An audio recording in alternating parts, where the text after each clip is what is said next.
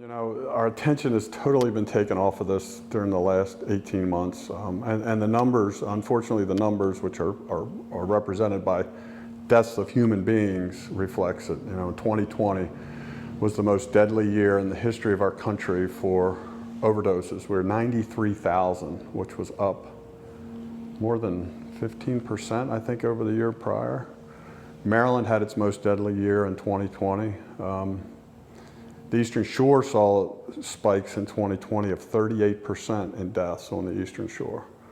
Talbot was the only county that we had 0% increase. We had 13. You know, tragically during the COVID pandemic, you know, we took our eye off. But, you know, there was a time there that everybody went home. And it was very difficult on people that had gotten clean and sober when the meetings stopped. And that fellowship and that camaraderie and that support system just stopped around them, and people lost jobs or stopped working. And so hopefully as we come back as a nation, we can put some more focus back on this and try to drive these horrible numbers down. We still need to get the message out. You know, we still have to ramp up. And even some of my good friends, we talked about the lights going up in Easton, and they said, how much longer are you going to do this? And I said, well, as long as the partners are there and Easton Utilities is willing to put them up, we need to draw attention, because every year we have new kids coming to the middle school, new kids coming to the high school, new kids graduating and going off to college or the military or somewhere else. And we need to refresh that message, and we need to keep that message in front of us. We are ramping up. We're excited about the 31st at the park, 6 o'clock. We're having our Festival of Hope.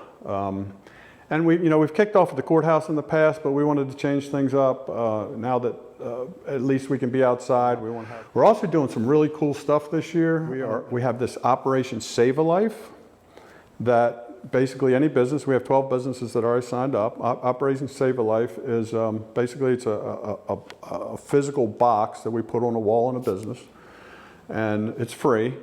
And there'll be Narcan doses in there. We'll offer those employees at that location Narcan training, and we've already had 12 businesses. We have the boxes should be in any day now, and it'll be marked. We also have a treatment tool that we are developing that should go live any day now. So basically, what you can do, a citizen can do, a mom or dad or brother or sister can go in and start entering information about the age of somebody who's struggling, whether they have insurance or not. And that treatment tool will then link you to give you a list of providers based on whether you have insurance, don't have insurance. This whole thing is, there's different spokes in the wheel.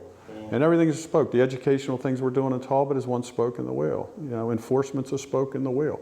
A bike wheel can't move unless all the spokes are working properly. And you know, our health department, our school system, and our parents, and all those are spokes in the wheel that have to be working properly if we're ever going to get a handle on this. You know, I walked out of the courthouse after a county council meeting the other day, and it was the first night that it was lit up. And for me, it just kind of said, okay, I just walked out of a meeting where there were a lot of issues, you know, in front of the county council, but it helped me to say, hey, take a deep breath.